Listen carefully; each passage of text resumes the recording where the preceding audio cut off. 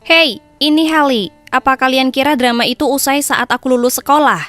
Hah? Andai saja. Kelihatannya drama selalu punya cara untuk menemukan aku. Ngomongin soal teman-teman swing clubku, berikutnya mimpi membawa kami ke arah yang berbeda.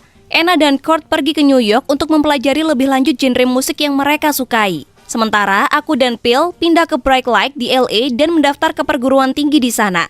Berada di LA sungguh mengagumkan, tapi penuh kerja keras. Tak hanya sulit untuk berhasil di industri musik di mana semua orang sepertinya ingin melakukan hal yang sama, tapi juga kulihat mantan pacarku Eric dan cewek yang karenanya dia tinggalkan aku, Clara, ada di mana-mana. Di papan reklame, majalah, ataupun TV dan lainnya. Tapi toh untungnya Phil berhasil mencarikan kami beberapa pertunjukan di kedai kopi dan beberapa bar. Kami selalu menampilkan yang terbaik meskipun tempatnya hampir kosong ataupun penuh dengan orang mabuk. Kami bertahan, tapi itu pekerjaan yang tak mudah. Dan uang dari pertunjukan itu hampir tak menyisakan apa-apa setelah kupakai bayar sewa dan pengeluaran. Phil memperoleh lebih banyak uang sampingan dengan menjual beberapa lagunya. Jadi dia bersikeras mendanai sebagian besar karya kami. Itu membuatku sangat tak enak, tapi aku tak punya pilihan lain. Jadi aku hanya bisa berusaha lebih keras lagi, berharap aku bisa segera membantu juga. Jadi Phil tak harus menanggung beban tim sendiri. Kemudian di suatu waktu setelah kami selesaikan sesi kami di lounge megah tempat kami tampil tiap Kamis, manajernya mendatangi kami dan bilang padaku, "Penampilan hebat seperti biasa kawan, tapi Hallie, bisakah kamu sedikit percantik pakaianmu? Kamu sudah menggilir 3 baju yang sama selama berminggu-minggu." Kurasa para tamu kami menganggap itu agak membosankan. Aku terkejut dengan hal ini, sangat memalukan. Aku tak tahu bagaimana meresponnya, jadi kupaksakan tersenyum. Kemudian Phil menimpali, "Kami paham, Hallie akan pakai baju baru minggu depan." Ini sepertinya untuk memuaskan manajernya karena dia mengangguk pada kami lalu pergi. Aku berpaling ke Phil. "Kenapa kamu bilang begitu? Kita akan merekam lagu baru minggu depan, ingat? Aku masih menabung untuk rekaman. Bagaimana bisa aku membeli baju?" Kemudian Phil tersenyum dan menepuk pundakku. "Jangan khawatir, aku yang tanggung. Aku baru saja menerima pembayaran royaltiku. Kita berangkat ke mall yuk." Lalu dia menyeretku. Aku tahu maksud Phil baik, tapi jujur saja, aku merasa tak enak soal ini semua.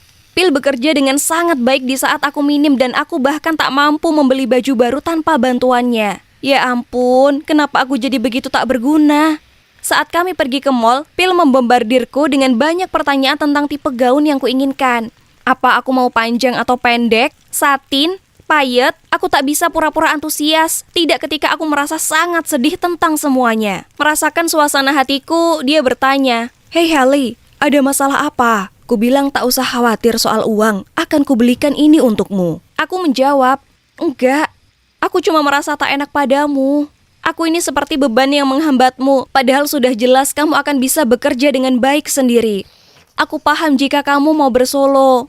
Ada jeda sebentar tapi kemudian dia melingkarkan lengannya padaku dan berkata, "Maaf Hallie, aku tak pernah berpikir begitu. Aku tak mengasihanimu atau apapun. Aku membantumu karena kamu temanku, oke? Dan aku tahu kamu akan lakukan yang sama untukku."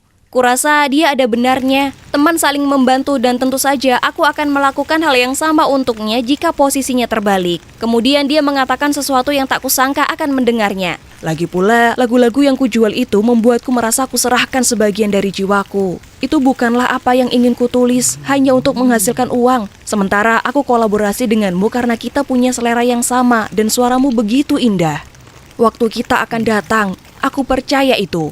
Mendengar kata-katanya membuatku merasa lega. Aku merasa sangat bersyukur memilikinya. Dan seperti halnya dia, aku yakin kerja keras kami pada akhirnya akan terbayar. Dan memang begitu. Waktu kami benar-benar datang dan jauh lebih cepat dari perkiraan kami. Di suatu malam yang larut, aku dan Phil sedang berusaha membuat lirik lagu di studio kami. Lebih tepatnya, hanya sebuah sudut kecil di kamar Phil. Tiba-tiba ponselku berdering.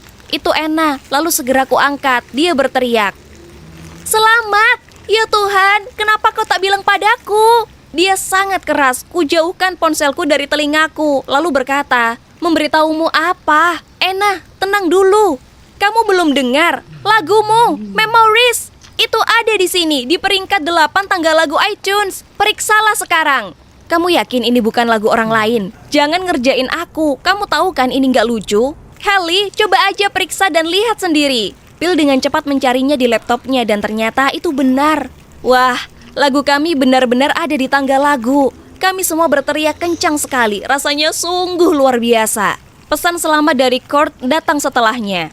Aku tahu jumlah pemutaran kami telah meningkat, tapi aku tak pernah membayangkan nama kami ada di tangga lagu iTunes. Ini hanya awal. Tak lama banyak label rekaman mengontak kami, termasuk beberapa yang besar. Semua begitu mengejutkan, semuanya terjadi bersamaan. Tapi meskipun kami sangat senang, aku dan Phil harus saling mengingatkan untuk tetap tenang. Dan sungguh-sungguh memikirkan ini dengan baik karena ini merupakan keputusan besar yang akan mengubah hidup kami. Setelah melalui berbagai pertimbangan, kami tanda tangan kontrak dengan Daystar Records, label rekaman kecil yang baru berdiri. Dan CEO-nya masih muda tapi dia pria yang berbakat dan pernah bekerja untuk banyak label besar. Dan kami percaya dia yang paling paham visi kami. Kami telah memilih untuk mengutamakan passion kami di atas ambisi mendapatkan uang dan ketenaran secara instan. Dan permulaan kami dengan Daystar pun segera jadi berita utama pada hari kami tanda tangan kontrak. Kedua keluarga dan teman-teman kami dari Swing Club membanjiri kami dengan pesan selamat. Akhirnya, mimpi memang menjadi kenyataan. Aku masih tak percaya ini. Di hari pertama kami benar-benar bekerja di Daystar Records sebagai artis mereka. Aku tak bercanda, aku sungguh melompat-lompat sampai ke sana. Dan menunggu di pintu untuk menyambut kami, lalu mengajak kami berkeliling dan memperkenalkan kami pada semua orang. Selain ruang latihan yang berbeda, kami juga diberi sebuah studio kecil milik kami sendiri. Sekarang Phil punya tempat untuk peralatannya dan menciptakan lagu-lagunya dengan layak. Dean bahkan memberikan kami beberapa tempat untuk tampil di acara TV dan mengatur beberapa wawancara. Ini sangat membantu fanbase kami agar meningkat dan orang-orang mulai mengenali kami di jalan. Ini sungguh hebat. Aku hanyalah cewek biasa dengan kecintaan akan musik dan sekarang aku punya penggemar sungguhan. Pernah, aku sedang di bilik vokal melatih baitku saat ku dengar ada yang mengetuk pintu. Aku membukanya dan melihat anggota staf membawakan buket bunga peoni yang besar sekali. Bunga favoritku. Ku buka kartunya. Haley, seperti bunga ini kamu telah merekah. Tolong jangan pernah lupa betapa mempesona suaramu itu dan jangan menyerah pada mimpimu. Aku yakin kamu akan segera mencapai puncak, aku percaya padamu. Aku membalik kartunya tapi tak tertulis nama di atasnya. Mungkin itu dari ibuku dan dia lupa menuliskan nama di kartunya, atau mungkin itu dari seorang penggemar. Yang manapun itu, aku sangatlah tersentuh. Aku menyimpan kartu itu di dompetku sebagai pengingat untuk terus maju, untuk diriku sendiri dan untuk orang-orang yang telah mendukung dan percaya padaku. Bulan-bulan berikutnya berlalu cepat dan aku bahagia dengan jalan hidupku di kota para malaikat ini. Tapi ada hal yang menggangguku, mungkin sepele, tapi dia membuatku merasa sedikit tak nyaman. Hal-hal kecil sebenarnya, misalnya dia tahu aku ada di ruang latihan dan dia membawakanku kopi. Dan di hari aku pulang larut malam, dia kirim pesan menanyakan apa aku sudah sampai rumah dengan keadaan baik. Dia bahkan menyarankan beli kasur lipat di studio agar aku bisa tinggal di sana kalau aku mau. Ya, aku tahu, mungkin dia hanya bersikap baik, tapi dia adalah pria beristri. Aku hanya melihatnya seperti kakak. Aku merasa canggung dan tak nyaman setiap kali dia bertingkah seperti ini di dekatku. Aku tak mau kelewat batas, jadi kukira yang terbaik adalah menjaga jarakku dengannya sebisa mungkin. Tapi kemudian ada pesta perilisan album penyanyi papan atas dan Dean ingin aku serta Phil ikut. Ini pesta besar, aku tahu akan ada banyak selebriti lain di sana. Dan ini bisa jadi kesempatan besar untuk kami memperluas lingkup di industri ini. Aku lompat kegirangan dan menggoyang lengan Phil. Ya Tuhan, kita harus. Lalu Phil berbicara pada Dean. Sepertinya aku tak ikut, sebaiknya kau ajak Haley denganmu. Aku tak tertarik dengan pesta berisik seperti itu, maaf. Lebih baik ku selesaikan lagu yang sedang kukerjakan ini. Akan kukirimkan demonya padamu segera. Kemudian Dean menjawab, aku paham, aku juga tak begitu suka pesta semacam ini, tapi kamu tahu ini pekerjaanku. Kemudian dia berpaling padaku, aku akan menjemputmu dari sini, besok jam 8, oke? Aku terkejut, tak mau, aku tak akan pergi kalau Phil tak pergi. Maksudku, aku sangat canggung kalau hanya aku dan Dean yang pergi ke sana. Jadi dengan cepat ku jawab, kurasa aku juga tak bisa pergi karena aku baru ingat ada janji besok. Aku akan ikut lain kali. Aku memaksakan senyuman. Dean menatapku beberapa saat dengan pandangan bingung sebelum dia berkata, oh, itu sayang sekali. Ini bisa jadi kesempatan besar untuk kalian. Beritahu aku kalau kau berubah pikiran, oke? Kemudian dia pergi. Ya, tentu saja aku tak punya janji dan aku sangat kecewa melewatkan pesta itu.